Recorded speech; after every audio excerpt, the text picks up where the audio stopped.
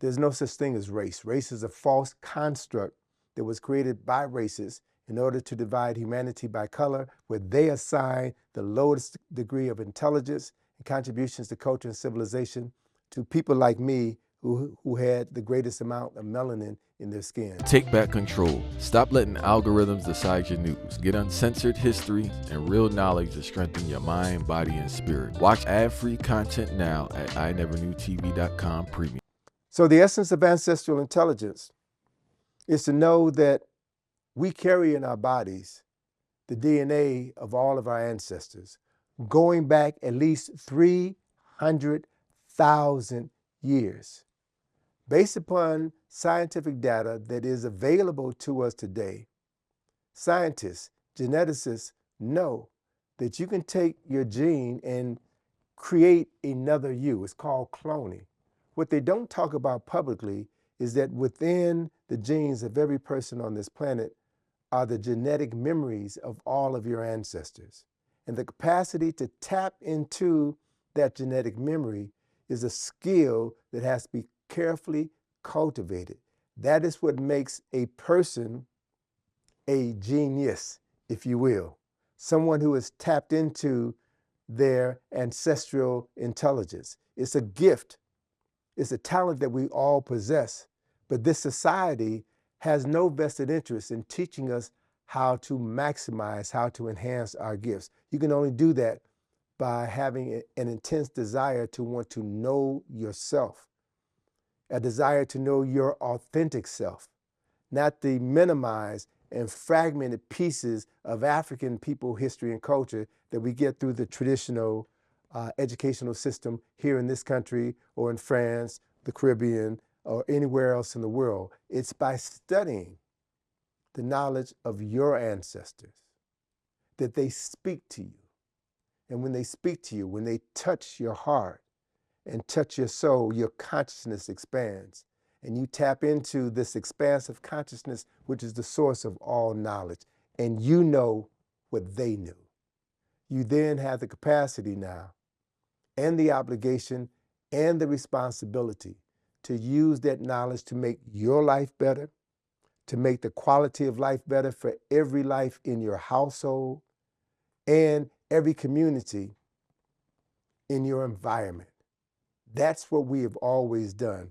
And a couple of important things that I want to leave you with here, and that is, if Africans were the first human beings on the planet, and we were, if Africans were the first human beings in Asia and the first human beings in Europe, it means that the first Europeans, the first Asians, were Africans.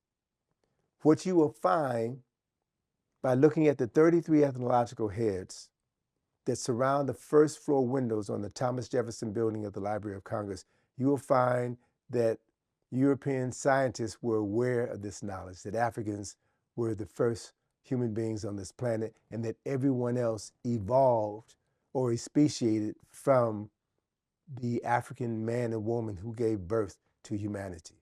So in that sense, in that larger sense, there's no such thing as race. Race is a false construct that was created by racists in order to divide humanity by color, where they assign the lowest degree of intelligence and contributions to culture and civilization to people like me who had the greatest amount of melanin in their skin. That's a lie.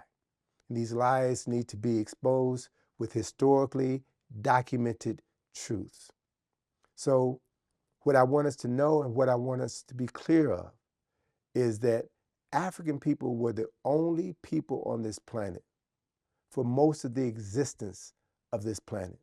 We've been here at least 300,000 years, and the latest genetic evidence seems to show us now that the people now classified as Caucasian did not appear on this planet until approximately 10 to 12,000 years ago. And when the first Africans mutated, lost their pigment, and became the people now classified as white, they were still a minority of people on the planet. And that white skin, blue eyes, and blonde hair did not become a human trait, a human characteristic, until approximately 3,000 years ago. That's a new scientific fact. That fact hopefully will become known to the general public in the preceding years, but understand this. Human beings are human beings because they're African, and that there's no such thing as race.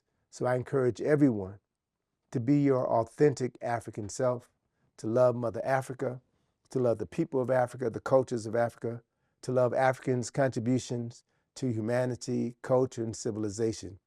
And when we do that, we will recreate opportunities for the world to be turned right side up. We will recreate opportunities for Ma'at to begin to reign in the consciousness of women and men and children who understand who they are and understand specifically that they are part of a continuum, that we are our ancestors, and that to know who we are and to restore our historical and cultural memories makes our lives better and makes the world a better place in which to live and to create.